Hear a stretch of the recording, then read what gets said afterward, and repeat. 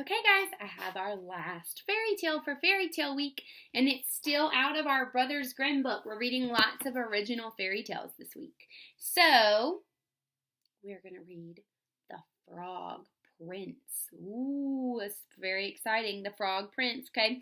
And my table of contents tells me The Frog Prince is on page 71, so let me go ahead and turn there. I hope you guys have been thinking up some good fairy tale ball character costumes to wear. I know I've been thinking about mine. All right, the Frog Prince. Let's see if I can give you guys something to look at today. There's the picture. Once upon a time, there was a princess who had a golden ball that she loved better than anything else. And one day, sitting in the garden on the edge of a wide well, she accidentally dropped the ball into the water. It disappeared immediately into the depths, and the princess began to cry. "Highness, why are you crying?" asked a voice, and there at the edge of the well was a frog looking at her. The princess jumped up in disgust, but the frog only looked at her. She's disgusted with the frog. The princess hesitated a moment. "I dropped my golden ball into the well," she said at last. "I could get it for you," said the frog, "but if I do, what will you give me in return?" "I have this pearl necklace," she replied, "or this little gold ring." "I have no use for jewels," replied the frog, "but if you'll promise to take me up to the palace and let me eat dinner off of your own plate, and let me sleep on your pillow beside you, I'll find you your ball."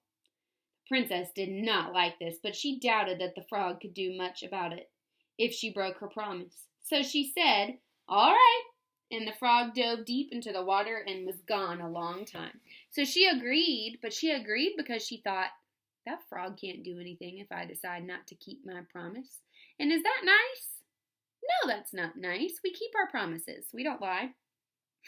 Finally, he returned with the princess's golden ball in his mouth, and the princess took it from him and ran back to the palace.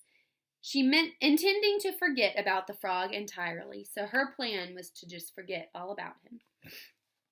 That evening, the princess was sitting at the dinner table when in hopped the frog. Do you think she was expecting that? No.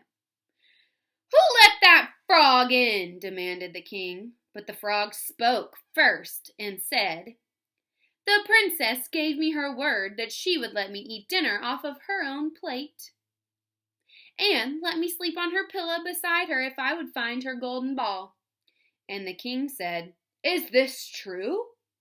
The princess admitted that it was true, and the king replied, "A promise is a promise, and what you have said, you must do." And so the frog hopped up on the table and ate from the princess's plate until he was full. When it was time for bed, the princess ran up to her room, but the frog hopped slowly after her, and when he reached her room, he said, "Pick me up now and let me sleep on your pillow." Does she look happy that a frog is there eating her dinner? Not really, but she promised, didn't she? The princess was so revolted, however, that instead she picked the frog up and threw him at the wall. She was so revolted, just annoyed and grossed out.